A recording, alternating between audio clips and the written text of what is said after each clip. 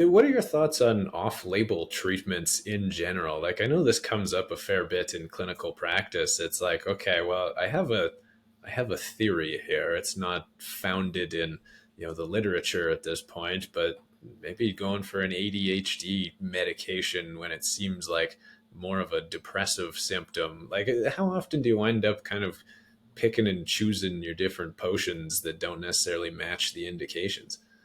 Well, when it comes to what's available to play with, we're talking about pharma products, which are generally Me Too offshoots of one particular insight that occurred, or just again one accidental insight.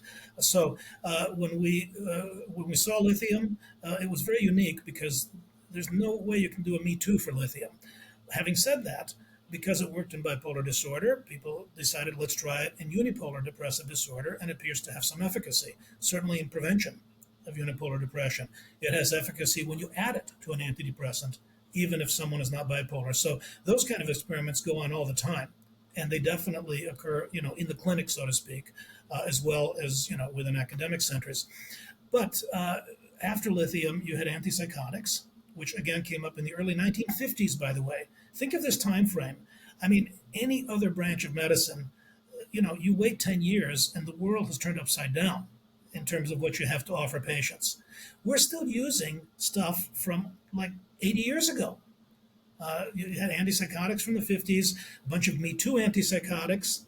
Finally, you got atypical antipsychotics, which didn't cause people to look like circus freaks. Clozapine, that was 1971. So 20 years after the original antipsychotics, you had clozapine.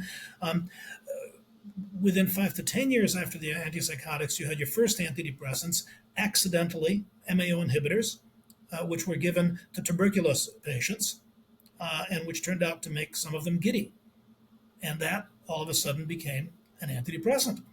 Um, the tricyclic drugs, which then came out in the 60s, sort of Me Too drugs based on the mechanism of the MAO inhibitors to try to, inhibit the metabolism of the norepinephrine and serotonin.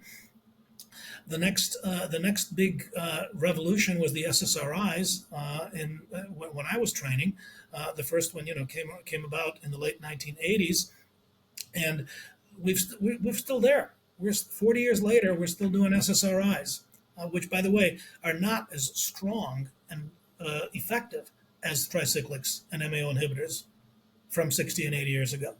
A little more palatable often, though. Well, there's a little more, although they have their own side effects.